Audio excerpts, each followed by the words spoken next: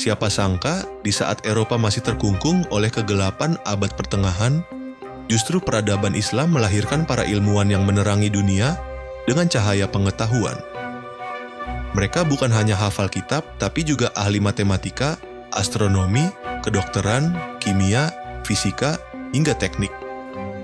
Inilah masa yang dikenal sebagai zaman keemasan Islam, ketika sains berkembang pesat di kota-kota seperti Baghdad, Kairo, Damaskus, dan Cordoba. Ilmu pengetahuan saat itu bukan hanya untuk gengsi akademik. Ilmu adalah ibadah. Belajar adalah bagian dari iman. Dan menulis buku sains adalah bentuk cinta pada kebenaran dan kemanusiaan. Di jantung kota Baghdad, berdirilah institusi legendaris bernama Baitul Hikmah, rumah kebijaksanaan. Dibangun pada masa kekhalifahan Harun al-Rasyid dan berkembang pesat di masa putranya Al-Ma'mun. Baitul Hikmah bukan sekadar perpustakaan, ia adalah pusat penelitian dan penerjemahan ilmu dari Yunani, Persia, India, dan Romawi ke dalam bahasa Arab. Dari sanalah lahir generasi ilmuwan Muslim yang mengguncang dunia. Al-Khwarizmi, Bapak Al-Jabar namanya menjadi akar dari kata algoritma. Ia hidup di abad ke-9 dan menulis karya revolusioner dalam matematika. Dalam bukunya, ia menjelaskan cara menyelesaikan persamaan kuadrat dengan metode logis, cikal bakal dari ilmu aljabar yang kita kenal hari ini. Tanpa Al-Khwarizmi, dunia mungkin tak mengenal komputer, pemrograman, atau kecerdasan buatan. Ibn al-Haytham, pelopor metode ilmiah. Ia adalah ilmuwan visioner dalam bidang optik. Dalam bukunya Kitab Al-Manazir, ia menjelaskan bagaimana mata melihat, membuktikan bahwa cahaya berasal dari objek dan masuk ke mata. Bukan sebaliknya seperti yang diyakini Aristoteles. Lebih dari itu, Ibn al-Haytham adalah orang pertama yang menekankan pentingnya observasi dan eksperimen dalam penelitian ilmiah. Ia bisa dibilang pelopor dari metode ilmiah modern.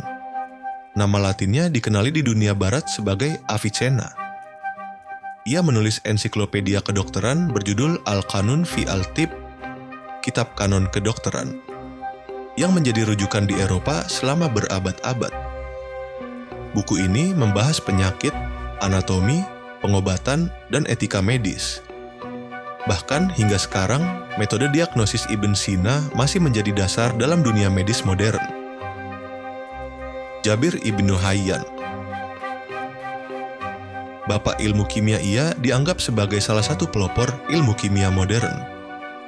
Eksperimennya menghasilkan metode distilasi, kristalisasi, sublimasi, dan filtrasi, teknik yang masih dipakai di laboratorium masa kini. Ia juga menciptakan asam kuat seperti asam nitrat dan asam sulfat, serta menulis ratusan risalah kimia yang memengaruhi sains di dunia barat. Yang menarik, para ilmuwan ini bukan sekadar ahli teori. Mereka adalah orang beriman yang melihat ilmu sebagai jalan untuk mengenal Sang Pencipta.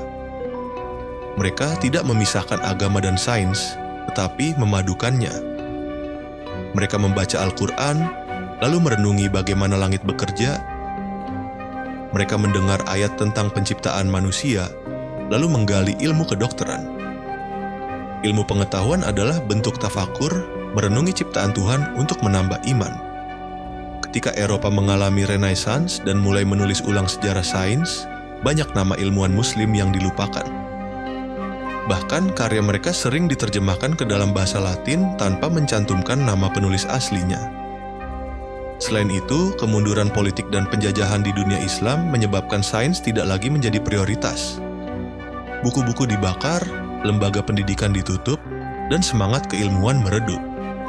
Namun warisan mereka tetap hidup, tertanam dalam sistem bilangan kita, dalam buku teks sekolah, dalam cara dokter memeriksa pasien, bahkan dalam komputer yang kamu pakai sekarang. Sejarah ini bukan untuk nostalgia, tapi untuk refleksi. Jika dulu dunia Islam pernah jadi pusat sains dan kemajuan, mengapa hari ini tertinggal?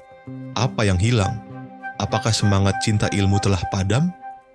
Para ilmuwan Muslim zaman dahulu tidak menunggu gelar, fasilitas, atau pujian. Mereka belajar karena haus akan kebenaran. Mereka menulis bukan demi popularitas, tapi demi kemaslahatan umat manusia.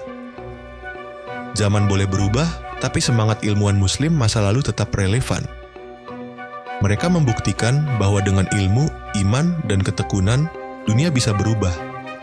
Dan hari ini, tugas itu ada di tangan kita. Mungkin di antara kita ada Al-Khwarizmi baru yang sedang belajar matematika, atau Ibn Sina kecil yang sedang memimpikan jadi dokter. Siapa tahu, karena sejarah selalu menunggu orang-orang besar berikutnya untuk mengisinya.